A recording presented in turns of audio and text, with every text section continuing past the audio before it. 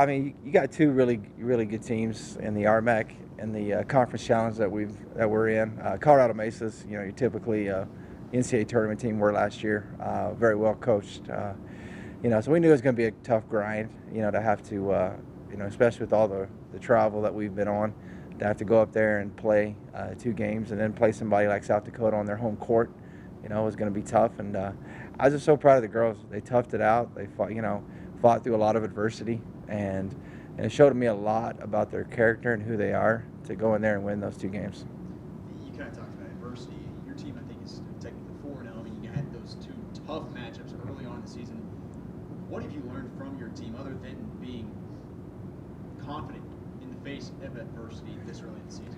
Just the character of these kids is really high, and I knew that going into the year, but, going through that stuff, like you said, shows it, on the stage, on the court. And so I was, just great to see that, to see how they were able to fight through all that, and you really look at our season. We've played 6 games. You played University of Arizona and New Mexico on the road, and then you played those 2 games in Kansas City in these last 2 games. And realistically, if the ball bounces another couple ways, I'm going to be honest with you guys, we had a chance to win that New Mexico game.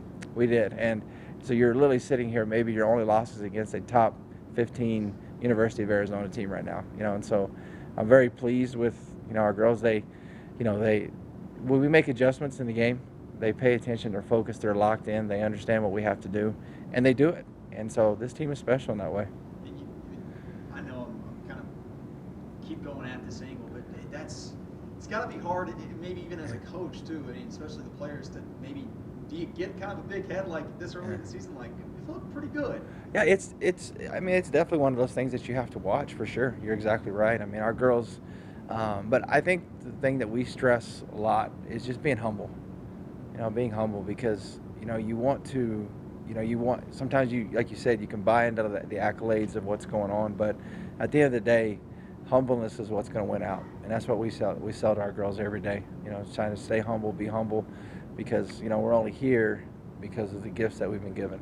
And so be thankful for that each and every day. Be grateful for what you have. And the team that ends up winning the last game of the year is, I think, the most humble, strong, mentally toughest, all those categories that you want to name. That's them.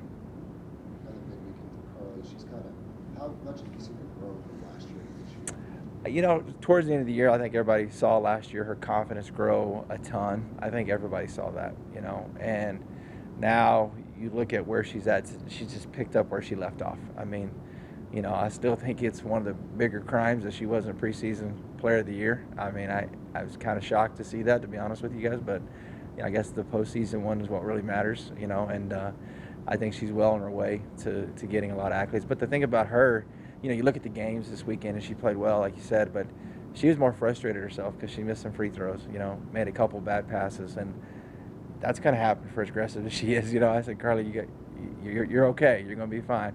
But she's tough on herself, and that's a good thing, that she drives herself for perfection.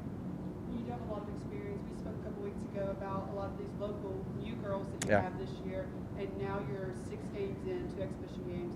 What have you seen from those newcomers this year, and who are you shocked by so far this year? The newcomers have been phenomenal. I mean, you look at Kyla Kane in that first game against Fort Hays, a top 3 team in the country. She comes in and knocks down 11 points against them.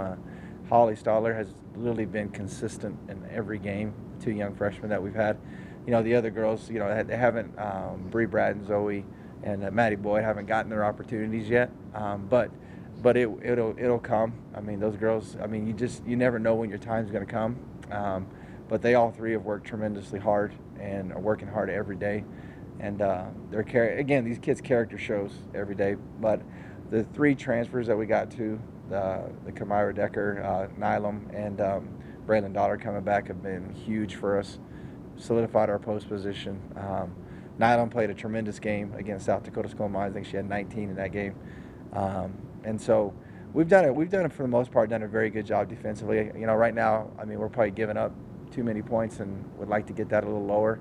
But offensively, it's been there. And these new girls have come in, and the one thing I really respect about them is they respect the kids that have been here in the program, that have helped us get to where we are, and they've totally just listened and bought in, and they've showed the humbleness themselves.